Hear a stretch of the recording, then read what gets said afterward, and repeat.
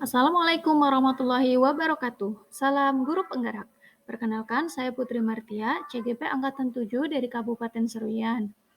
Kali ini saya akan memaparkan tugas koneksi antar materi pada modul 1.2, yaitu terkait nilai dan peran guru penggerak.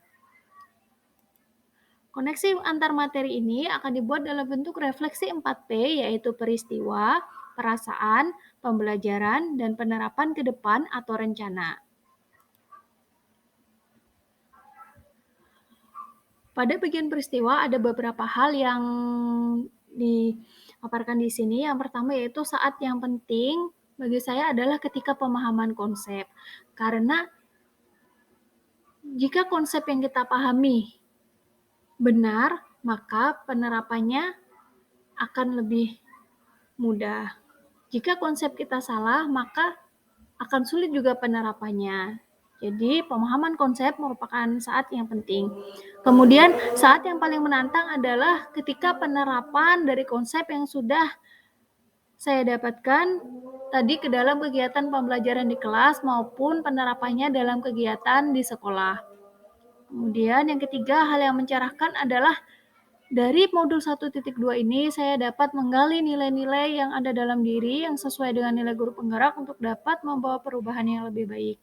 Sedangkan kaitannya modul 1.1 dan 1.2 adalah bahwa untuk dapat melaksanakan pendidikan yang berpihak pada murid sesuai filosofi Ki Hajar Dewantara tersebut, maka seorang guru harus mengetahui nilai dirinya sendiri. Nilai mana yang dapat dikuatkan kembali untuk dapat menjalankan perannya sebagai seorang guru.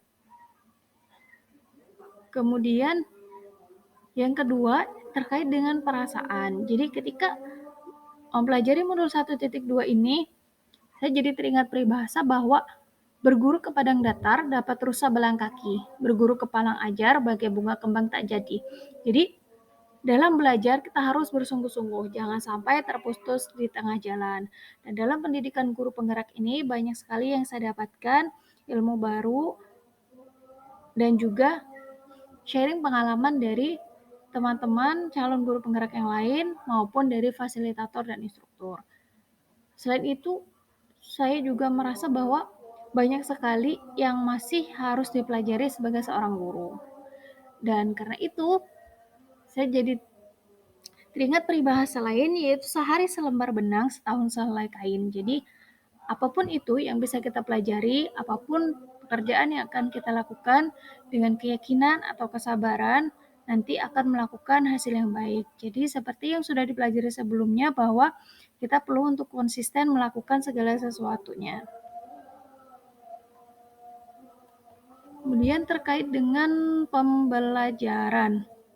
Jadi ada beberapa hal yang sebelumnya saya yakini bahwa kegiatan pembelajaran itu cukup baik. Tetapi setelah belajar sampai di modul 1.2 ini, saya merasa bahwa kegiatan pembelajaran harusnya dilaksanakan lebih berpihak pada murid. Jadi bukan menuntut, tapi menuntun anak didik kita untuk dapat belajar dengan bebas, dengan bahagia, tetapi dapat menguatkan kodratnya masing-masing. Karena setiap anak mempunyai minat, bakat, dan kodratnya masing-masing.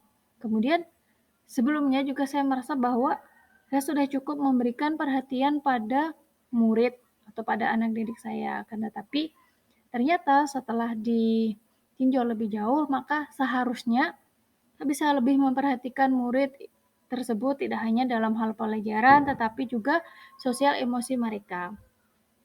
Kemudian sebelum mempelajari modul 1.2 ini juga, saya belum memahami nilai diri apa yang dapat dikembangkan untuk membawa perubahan pendidikan yang lebih baik. Tetapi setelah mempelajari nilai-nilai apa yang ada, kemudian yang dapat dikembangkan, maka saya dapat menguatkan kembali nilai-nilai diri yang ada untuk menjalankan peran saya sebagai seorang guru. Kemudian untuk penerapan ke depan atau rencananya, jadi seperti yang sudah dilakukan sebelumnya dan akan terus dilakukan, yang pertama adalah mengikuti berbagai pelatihan atau diklat ataupun belajar mandiri dari sumber-sumber yang dapat ditemukan seperti dari jurnal maupun mencari sumber tentang praktik baik guru lain yang dapat diadopsi atau yang dapat dilakukan di sekolah. Kemudian yang kedua, mengembangkan pembelajaran yang berpihak pada murid. Artinya mengembangkan media ataupun memakai sumber belajar yang itu sesuai dengan kodrat alam dan kodrat zaman murid, sehingga anak-anak akan lebih senang dalam belajar, akan tetapi tujuan pembelajaran tercapai. Kemudian yang ketiga yaitu melakukan refleksi dari kegiatan pembelajaran yang dilakukan. Setelah direfleksi, maka ditindaklanjuti dari hasil refleksi pembelajaran tersebut. Apa yang kurang dan juga apa yang harus dipertahankan dari kegiatan pembelajaran yang sudah dilaksanakan. Kemudian yang keempat, terkait dengan program sekolah, maka bersama-sama dengan rekan guru di sekolah dapat melaksanakan program-program yang ada dan juga mengkaji kembali program-program yang telah dilaksanakan di sekolah agar dapat dilaksanakan dengan lebih baik. Itulah koneksi antar materi pada modul 1.2 yang saya pahami. Terima kasih, sampai jumpa di aksi nyata modul 1.2.